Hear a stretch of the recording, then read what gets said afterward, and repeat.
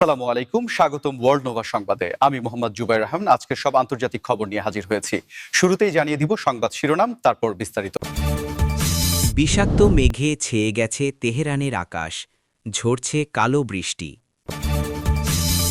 ইরানের হাইব্রিড হামলায় তছনছ মার্কিন উদাইরি ঘাঁটি। মধ্যপ্রাচ্যে ড্রোন বিশেষজ্ঞ পাঠাচ্ছেন জেলেনস্কি। আমাদের অনুমতি ছাড়া ইরানের সর্বোচ্চ নেতা বেশি দিন টিকবে না, ট্রাম্প। ইরানি নাবিকদের জন্য বিনামূল্যে ভিসা দেবে শ্রীলঙ্কা। আসসালামু আলাইকুম, স্বাগতম জানাচ্ছি ওয়ার্ল্ড নোভা সংবাদে। আমি মোহাম্মদ জুবাইর রহমান। এতক্ষণ শুনছিলেন সংবাদ শিরোনাম, এবার বিস্তারিত।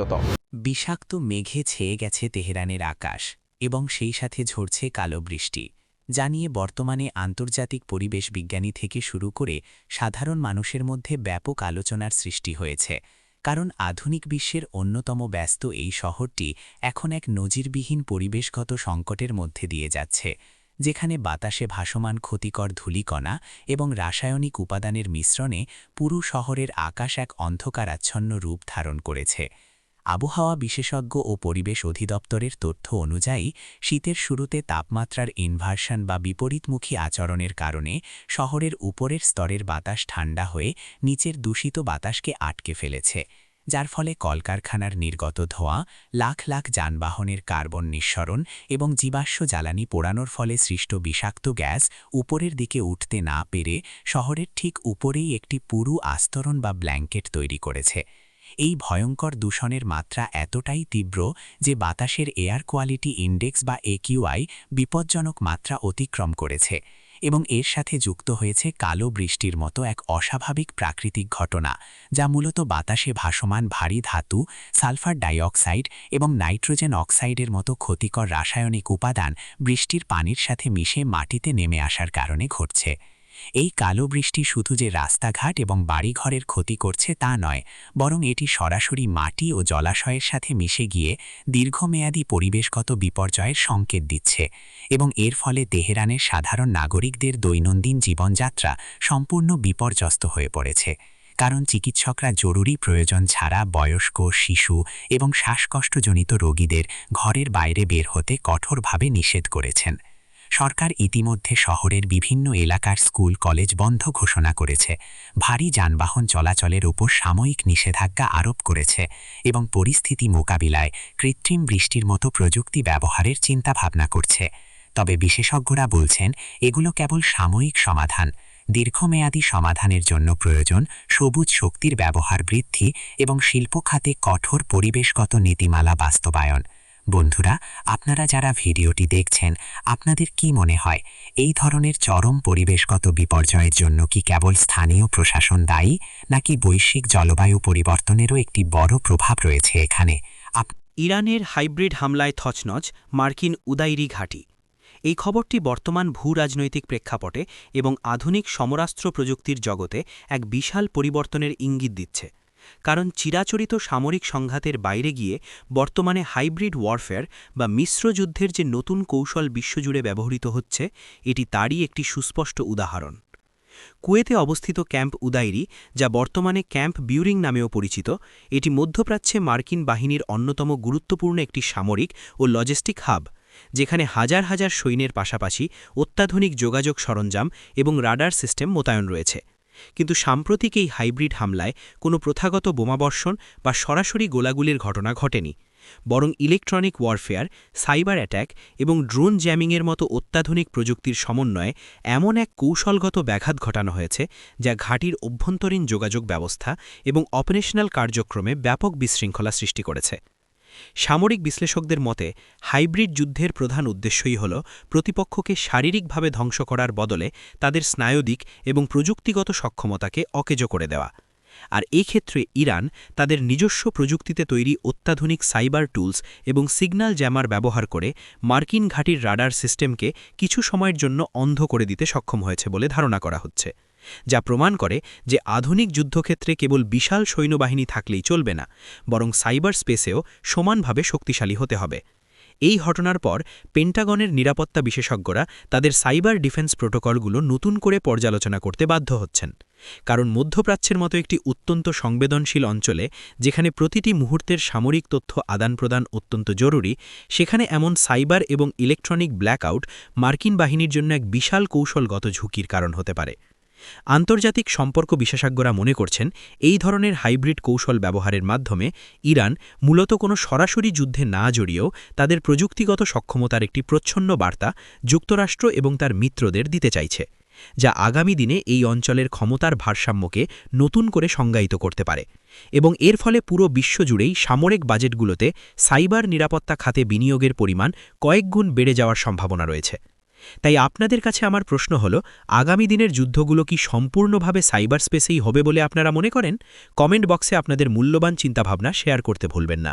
মধ্যপ্রাচ্যে ড্রোন বিশেষজ্ঞ পাঠাচ্ছেন ইউক্রেনের প্রেসিডেন্ট ভলোদিমির জেলেন্সকি, যা বৈশ্বিক সমরাস্ত্র বাজার এবং আন্তর্জাতিক কূটনীতির ক্ষেত্রে এক অত্যন্ত চমকপ্রদ এবং তাৎপর্যপূর্ণ পদক্ষেপ হিসেবে বিবেচিত হচ্ছে। কারণ একটি দেশ যখন নিজেরা একটি দীর্ঘস্থায়ী এবং জটিল সংঘাতের মধ্য দিয়ে যাচ্ছে, তখন তাদের প্রযুক্তিগত বিশেষজ্ঞদের অন্য একটি অঞ্চলে পাঠানোর সিদ্ধান্তটি আন্তর্জাতিক মহলে ব্যাপক কৌতূহলের জন্ম দিয়েছে।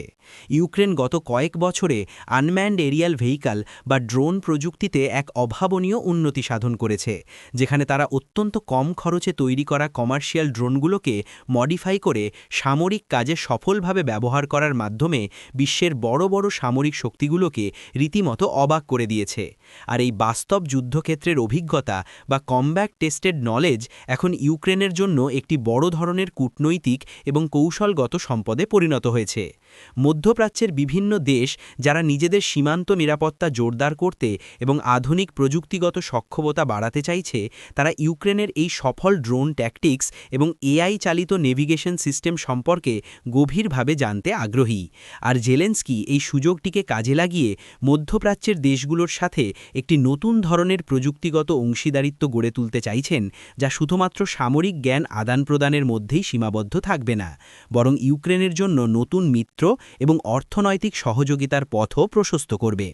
বিশেষজ্ঞরা বলছেন, ইউক্রেনের এই ড্রোন বিশেষজ্ঞরা মধ্যপ্রাচ্যে গিয়ে স্থানীয় সামরিক প্রকৌশলীদের সাথে যৌথভাবে কাজ করবেন, যেখানে তারা anti drone system, electronic warfare থেকে ড্রোনকে রক্ষা করার উপায় এবং রিমোট কন্ট্রোলড অ্যাটাক স্ট্র্যাটেজি নিয়ে প্রশিক্ষণ দেবেন, যা প্রকারান্তরে বৈশ্বিক ড্রোন মার্কেটে ইউক্রেনের অবস্থানকে একটি শীর্ষস্থানীয় প্রযুক্তি সরবরাহকারী দেশ হিসেবে প্রতিষ্ঠিত করতে সাহায্য করবে। এই পদক্ষেপটি আন্তর্জাতিক ভূরাজনীতিতে এই বার্তাই দেয় যে আধুনিক বিশ্বে টিকে থাকার জন্য কেবল অস্ত্রের মজুতি যথেষ্ট নয়, বরং উদ্ভাবনী প্রযুক্তি এবং সেই প্রযুক্তির বাস্তব প্রয়োগের জ্ঞান শেয়ার করার মাধ্যমে অত্যন্ত শক্তিশালী কূটনৈতিক সম্পর্ক গড়ে তোলা সম্ভব। আর বন্ধুরা, প্রযুক্তির এই অবিশ্বাস্য বিবর্তন নিয়ে কথা বলতে গেলে অবাক হতেই হয় যে কিভাবে একটি ছোট খেলনা ড্রোন আজ জাতীয় নিরাপত্তার অন্যতম প্রধান হাতিয়ারে পরিণত হয়েছে। তাই এই ভিডিওটি যদি আপনাদের কাছে তথ্যবহুল মনে হয়ে থাকে, তবে অবশ্যই বন্ধুদের সাথে শেয়ার করবেন। আমাদের অনুমতি ছাড়া ইরানের সর্বোচ্চ নেতা বেশিদিন টিকবে না। সাবেক মার্কিন প্রেসিডেন্ট ডোনাল্ড ট্রাম্পের এমন একটি বিস্ফোরক এবং আত্মবিশ্বাসী মন্তব্য বর্তমান মার্কিন নির্বাচনী রাজনীতি এবং আন্তর্জাতিক কূটনৈতিক অঙ্গনে নতুন করে তীব্র বিতর্কের ঝড় তুলেছে, যা মূলত যুক্তরাষ্ট্রের আগামী দিনের পররাষ্ট্রনীতির সম্ভাব্য রূপরেখা সম্পর্কে একটি বড় ধরনের ইঙ্গিত বহন করে।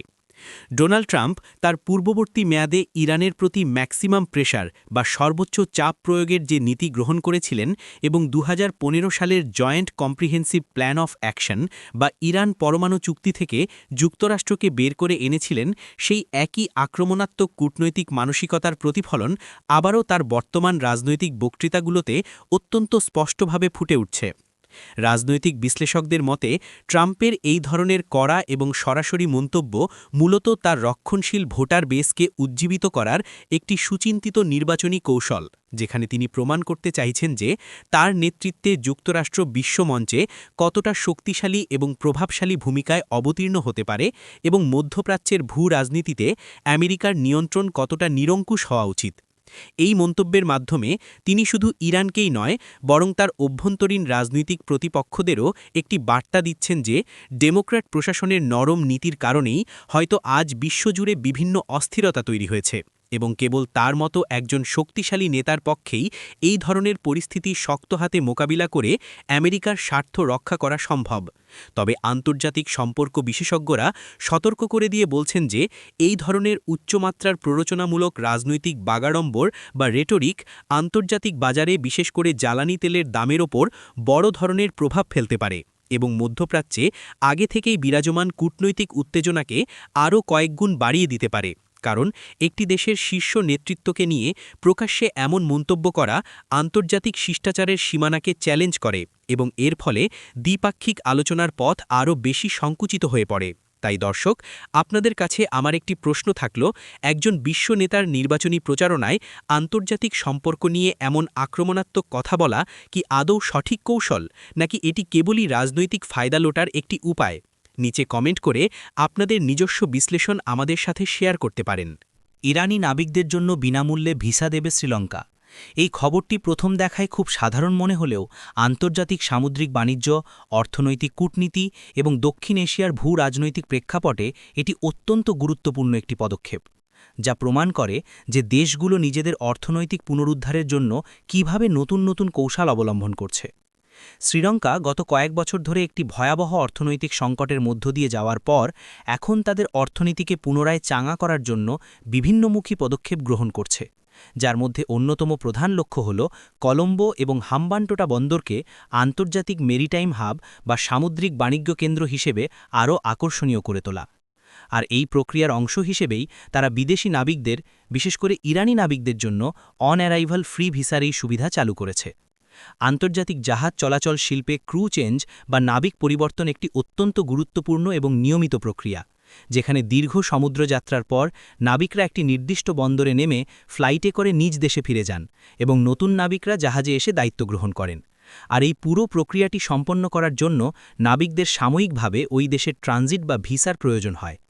শ্রীলঙ্কা যখন এই ভিসা ফি মৌকুফ করে দিচ্ছে, তখন স্বাভাবিকভাবেই আন্তর্জাতিক শিপিং কোম্পানিগুলো তাদের জাহাজের ক্রু চেঞ্জের জন্য অন্যান্য দেশের বন্দর বাদ দিয়ে শ্রীলঙ্কার বন্দরগুলোকে বেশি অগ্রাধিকার দেবে, যার ফলে শ্রীলঙ্কার বিমানবন্দর, স্থানীয় হোটেল, ট্রান্সপোর্টেশন এবং রেস্তোরাঁগুলোতে একটি বড় ধরনের অর্থনৈতিক প্রবাহ বা ক্যাশ ফ্লো তৈরি হবে, যা তাদের রিজার্ভ বাড়াতে সাহায্য করবে। এছাড়া ইরান ও শ্রীলঙ্কার মধ্যে আগে থেকেই একটি ঐতিহাসিক বাণিজ্যিক সম্পর্ক রয়েছে, যার সবচেয়ে বড় উদাহরণ হল তাদের মধ্যকার টি ফর অয়েল বা তেলের বদলে চা রপ্তানির বার্টার চুক্তি। আর এখন এই ফ্রি ভিসা নীতির মাধ্যমে দুই দেশের মধ্যকার এই অর্থনৈতিক এবং কূটনৈতিক সম্পর্ক আরও বেশি সুদৃঢ় হবে বলে অর্থনীতিবিদরা মনে করছেন, যা আমাদের শেখায় যে ছোট ছোট কূটনৈতিক সুবিধা প্রদান করে কিভাবে একটি দেশ তার বৃহৎ অর্থনৈতিক লক্ষ্য অর্জন করতে পারে এবং বিশ্ব অর্থনীতিতে নিজেদের অবস্থান শক্ত করতে পারে।